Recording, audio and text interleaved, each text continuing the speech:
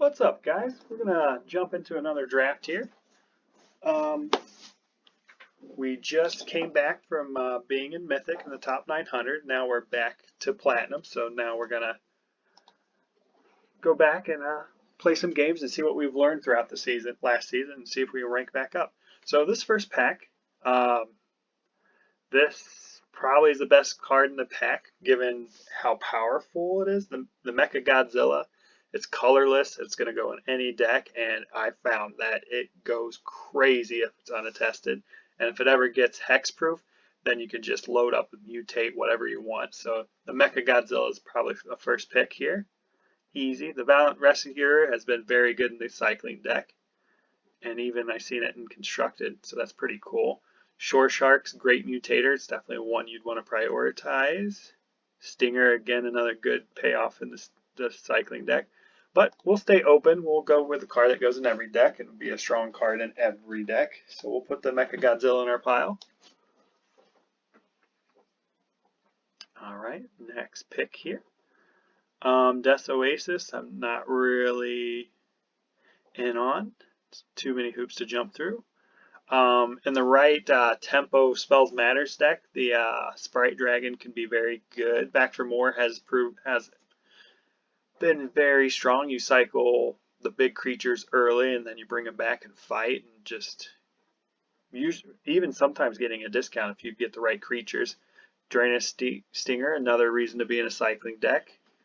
Ram Through is great removal.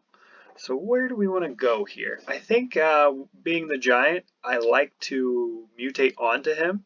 So I think maybe we go back for more and kind of maybe be in between a recursion deck or mutate deck, depending on where we want to be. So I think I'll take that. Honor considerable. If I wanted to be a cycling deck, I could start forcing it and stake the stingers, but I think I'll stay open and take the back for more. Okay. So this pack really doesn't have much for the deck that we're talking about so far. Honey Mammoth can be a good creature to recur, but I want to kind of get the cycling one so I can force them into the graveyard and get a card out of them. Rock Slide's pretty strong. It's a little early to pick it so far. Whisper Scrod I've been a huge fan of, and I mean we could speculate on it, given we don't have much else to jump into right now. But the Bastion of Remembrance has been a extremely strong card, especially if you can build around it, and we're kind of early to where we still could, and the giant would still go in the humans deck or the go wide deck or the sack deck. Any of those decks work with the Bastion, and it just equals, if you get a good board started, you get in for damage, and then you just get to a point where they can't do anything anymore because the Bastion's just going to end the game. Alright, so this pack, another Sprite Dragon, so maybe the blue-red spells is open. Divine Arrow I've been a big fan of in this. It killed a lot of mutate, killed a lot of creatures you care about. It's better than in some of the other formats because you can kind of 2-for-1 if you get in the mutate card. Farfinder, being able to splash, always in for that. So this pack, I'm between probably Farfinder and Divine Arrow. Leosaur is okay if we have a go wide deck. I think Farfinder's probably better, but seeing as I got the Bastion, I think I'm in more for a combat trick because I want to start I want to have early interaction so I can keep getting my creatures in early. So I'll take the Divine Arrow here. It's good to have cheap removal. That being said, back-to-back Divine Arrows I'm pretty happy with. King Caesar is another one. If you're going to mutate, you can kind of Anthem effect, but I don't think it's very good. I think it only pumps once, and then there's not that many mutates in white, to be honest. Fire Prophecy, that's a pretty late Fire Prophecy. That's probably part of a sign. So maybe red-white is open. I don't know. We want to see if we can get this Bastion going. So I think I'll take Arrow again. We'll read the white sign, and some white-black deck maybe might be there. I'd take the Sergeant coming back if that's the case, because humans is in those colors. Okay. Well, blue's a little open. I think Essence Scatter is very good. I think Frostlinks is good for a mutate deck. That being said, we kind of look like we might be going into black-white a little bit. I think this Back for More doesn't fit that deck, so we can throw that out of there. I think Deadweight's another important card for that kind of deck. So if we take this Deadweight, we have the Deadweight and 2 Divine Arrows. Now we have a good amount of removal, and we can start focusing on even generic small cards like a 3/1 to start getting in there because we have removal to push things out of the way and get in for 3, stuff like that. So I'll take the Deadweight here. Ignore the blue sign because I really want to make Bastion work. Because I think it's that strong of a card in this format. Well, Lord Drakus is a very good card. It's definitely not in our deck, but it's definitely worth mentioning. It buybacks removal. It's just very good in this format. Draenith Healer, it's a human, it's early creature, cycles late when you don't need it. It's just perfect for this deck. Greater Sandworm is the type of card we'd want with Back for More. But again, I'm kind of jumping off that train and trying to get all in on this. And we're hoping to get like the Whisper squad and stuff like that back. So just get some early creatures going. Alright, this is kind of what our curve looks like. Looks pretty good. 3 early removal, 2 good early creatures. Another Deadweight. We'll take another Deadweight. Good early interaction. Like I said, that's very important for this deck. And there's not really anything else for us. Not really. I mean, Forbidden Friendship could be cool if we were in a white, red, go wide deck, but we really want to be black with Bastion. And 2 Deadweights. So we're firmly in black white at this point.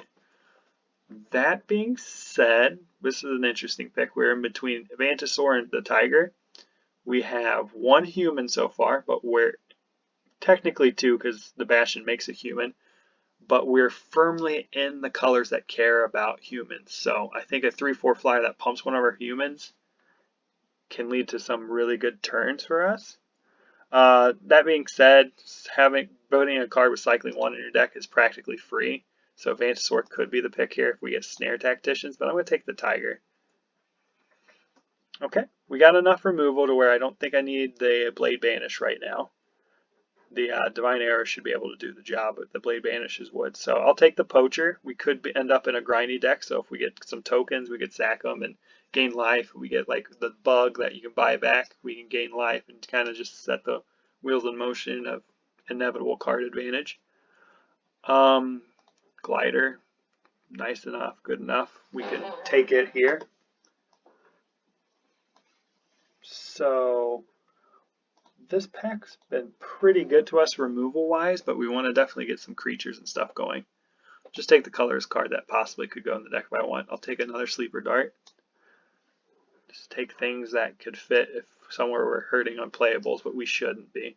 So it's worth noting the Whispering squad did not come back around. So we got 2 Deadweights, 2 Divine Arrows, so great early removal. We got 1 2-drop and 2 3-drops and a 2 4 and 5 drops. So we want to get our curve earlier because we want the Bastion to be better. We want some token makers for the Poacher and the Bastion. So that's kind of what we're going to focus on. Mythos of Snapdax I don't think is very good unless you can pay the extra cost so you make the decisions. Otherwise it just doesn't play out very well. Easy Prey I think is pretty good. Checkpoint Officer is a good early drop and kind of pseudo removal. So I like that a lot as well. And it's pretty grindy, and this deck might be that depending on which side of the fence we fall on. But that being said, I love removal, and Blood Curdle is premium removal. So if I play a deck with 7 removal, at least they're not killing me with anything while I set up shop. So I'll take Blood Curdle here, but we do want to focus on early creatures going forward. Okay, well, let's look at and see how many non-humans we got. We got 3 non-humans and 2 humans. So we could theoretically look at these two mutates in the Whisperer and the Vulpikeet. The Vulpikeet is good if we're wanting to attack because we're going to get flying. We're going to be able to get in there more often. The Whisperer is good if we're going to be grindy because we're going to take cards out of their hand and just take out their card advantage and then start taking over the game. So either of those could be good here. Giving Vigilance counter with the Mentor, I'm not really in for it. That doesn't do a whole lot. We don't seem like we're going to be in the Vigilance deck. That being said, I think I'll go for the earlier mutate. We'll take the Flyer. I think I want to be more aggressive than not, but we'll see what happens. All right, so we're firmly in black-white, so I'm going to start ignoring some of these other colors. We'll really set in our lane. This set rewards you for getting in your lane and staying in it, so you can synergize as much as possible. That being said, we want to go wide. We want a bunch of whisper squads as possible, so we can make the bastions better. And then later we can sack them to poacher when we want cards and don't need the 1/1s anymore. So we'll take the squad. We need some early picks, and we will take as many of the squads as we can get. Farfinder also pretty decent if there's a card we want to splash later in the road. But squad is clearly what we'll take here. We'll take as many as we get. Okay, so we don't have that many ways to sack other than butcher, so the bug's not as good as it would be otherwise. Like if we get some more destruction and stuff, the bug gets better. I like the go wide aspect of Day Squad Marshal. We are a little higher in the curve than I'd like, so I think I want to focus more on the lower curve. So for me, the picks have to stay to the Vantasaur, the cat that's a 1/4 vigilance, or the bug, and I think the bug is better grindy, more upside pick. So I'm going to take the bug here. By the end of the deck, we'll have more things that go with the bug too as well. So this pick's interesting. I think the Oricorn is pretty good. Especially we can mutate it. You can gain 4 life. I think 4/4 vigilance or 5 is plenty acceptable. The Grim Dancer is just an incredible attacker and blocker. I mean, getting Menace, Death Touch, or Lifelink, any of the two. I mean, what more could you want out of a 3-drop? We'll definitely be taking that. Again, the Fairfinder would be good here. We've seen a lot of these go around. Maybe we could add some kind of weird 5-color deck. And I'd take a Scorpion as well. I think sacking that is great to draw a card, and then you could, drain them on top of it. So that's pretty cool. Let's look at how much removal we got before we make this pick. We got 2 Deadweights, 2 Divine Arrows, and a Blood Curdle. So that's what, 5 removal so far? So the question is, do we want a 3rd Divine Arrow, which, I mean, again, we can kill anything, but they start stacking. They don't stack as well. You'll get a hand with 3 Divine Arrows and not much to kill on combat that you want to kill. So I think I'm going to take the lower pick because we do need to keep our curve low. We'll take the Scorpion. Even though I do think Divine Arrow is better. Slitherwisp? Now that's a card. We don't have any flash, or I would think about taking it and possibly start splashing it with some of the Farfinders we've seen go around. So we can't really build in that deck. We're late on that. I think I'll take the early Checkpoint Officer. Again, it's pseudo removal. It's an early drop. We'll take it. If we get enough tokens, the Lurking Deadeye is going to be good in our deck as well. So we'll take the Officer. We're looking to be less of a tempo deck as I wanted to be and more of a grindy deck at this point. I really like the black-white tempo deck to where you can kind of get down early and just push people out of the way, but it's not looking like we're going to be able to get in that deck. We don't have enough tokens for Coordinated Charge. It is a cycling 2 for when it's not bad, so I still think it's a good card. But I'm going to take the blue-white land in case there's a blue card I want to splash. Later down the road, this pack, if I could just take the rest of the way, I'd love Easy Prey, I'd love Checkpoint Officer, I'd love the Coil Bug. We don't have human payoffs really at all, so I think the Officer is good, but I think I want the grindiness of the Coil Bug, and I don't need another removal. So I'll take the Coil Bug here. We have enough removal that we don't have to tap things most likely, so I think the Coil Bug's going to be better for our deck. I'd rather have our non-creature spells be straight up removal than a combat trick. So I'm not in for the flight, but I'm also not in for any of this, to be honest. So I guess I'll put this flight in the sideboard in case I decide I do want it. Again, not in for any of this. I'll take the of 1 mine in case for some reason I want to splash it with the blue-white land. The Marshal came back, and I'll definitely play that in the deck. Again, leaves a token behind that I might want to sack with the Poacher, and then also just 2 bodies for 1 card. I can do good when I have enough removal to push things out of the way. Take the solid footing in case we get a vision sky we care about, but we'll probably never play it. That's a late mentor. The one that gives menace is probably one of the better ones. Okay, cool. So let's take a quick look. We have 13 creatures, which is more than I thought, but we can see that some of them aren't very playable. So we do want to focus on maybe some more Whisper Squads, get some more creatures, just kind of round out the deck.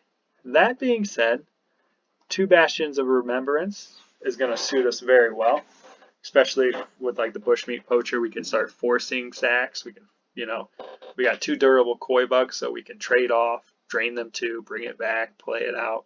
So we kind of can force the game to be over in our method by just grinding them out. And I think that's really what we want to do. So Bastion helps for that game plan. Now let's take a look here. We got 13 creatures, only 5 are humans. So I think Necropanther was already good in this deck as a 3/3, but now it has a good chance of bringing a creature back with it on top of that. So I think Panther is going to be the best card in this pack. I think Tiger would be okay as well. And I think Deadeye, we've started to get some tokens together where that could be good.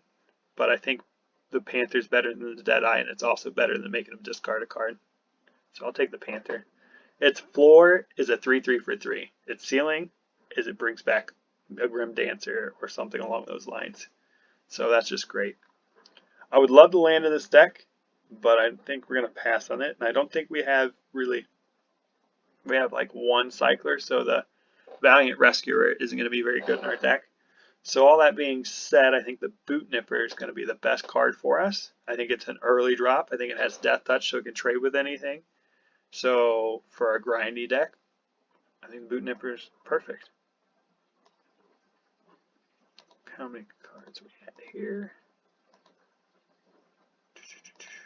Okay, so this pack, we could get a 1-mana cycler to just kind of throw in the deck and kind of make sure we can smooth out our curves.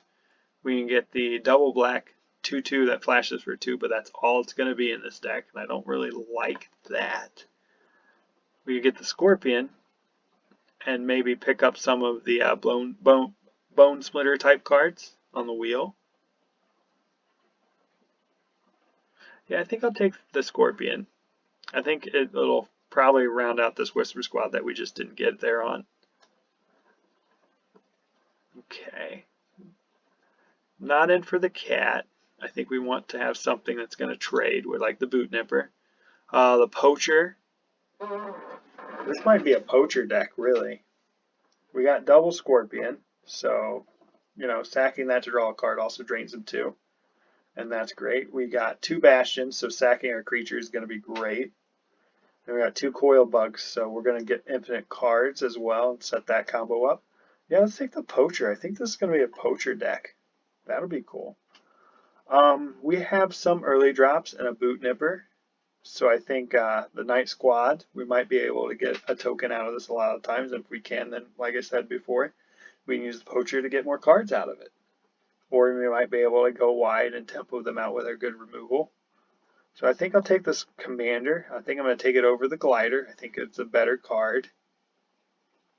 And a better card for our deck. So we'll take it. Alright. So how much into the Poacher are we going to be? Let's look at our curve. I think our curve's a little high. I don't want to have 3 Poachers because then we'll see cards we don't want to poach with it. I think I'd rather have another reason to be sacking our creatures. So another little combo with the Serrated Scorpion. So I'll take that. I think we're going to be more grindy than attacking with the Hellwander. So we'll take the Mutual Destruction. Well, all that being said, we could have all the Poachers we wanted, and we'll take a 3rd one. I don't know if it'll make the deck, but we'll take it. Let's look how many humans we got. We only have 7, so most likely in this deck, this Sergeant's going to be a 3/2 that will possibly pump 1 creature some of the time, which is fine enough. That's a late Marmoset. It shouldn't go that late, but we got nothing else in the pack, so we'll take it, possibly cut it. I'll take a Lurking Deadeye. It's another human. Maybe we can up the human count in the last few picks and maybe actually play the Sergeant and want to. So we'll take the Deadeye. Alright, this pack is just lousy. What would we not want to play if we were playing in a pod? I don't care. Well, maybe that. Maybe the Survivor's Bond, we want to grind them out. We don't want them to bring back the stuff we're killing. The rest of the stuff we wouldn't care about. So we'll take the Bond out in case, you know, if we're at a pod, that's probably what we take out. Alright, all this is fine. We'll take, if we were in a pod, I would probably take the Terran out of there because I don't want them to have a big hexproof creature I can't kill. And then mutate on it. Blazing Volley, we'll take that. I think it kills... It doesn't kill as much as I thought it would, but it would kill all of our tokens and whatnot. So it would be a good sideboard against us if we were in a pod. We're not in a pod. We're playing best of one, so... But this is just a good strategy to have, to think about if you were sitting down with someone, what would you take?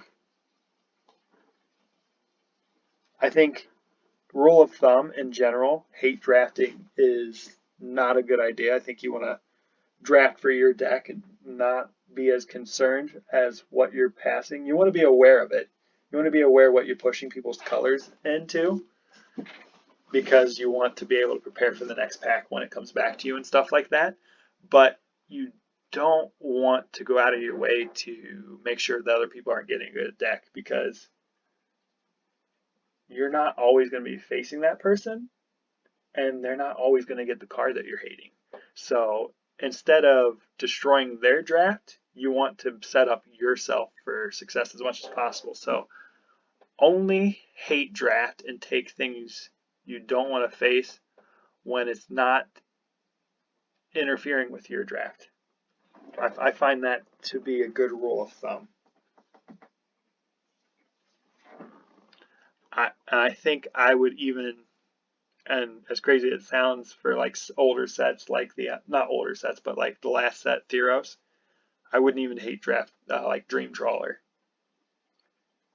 if I wasn't in those colors, because I think I'd want to spend my first pick as much as possible making my deck better. So off of that tangent, let's get back to building this deck. Let's look at the removal we got. We got Deadweight, Neutral Destruction, Divine Arrow. We'll call Bastion, no, we'll leave that in the creature pile. That's just a grindy part of it. Blood Curdle. Okay, so we got 2, 4, 5, 6. 6 removal. Yeah, we can't cut any of that. That's a lot less than I thought we had. I think we started with a lot of removal, and then we stopped seeing as much of it. I stopped taking as much of it. So we're going to cut some creatures. We got 20 of them, which we do want a high creature count for Bastion. But remember, it makes a creature when it comes into play too. So we got 22 creatures at this point. So let's see. Let's look at Lurking Deadeye first. Let's go. Okay, we got early creatures. We got plenty of people we'd probably swing in. We got some token makers.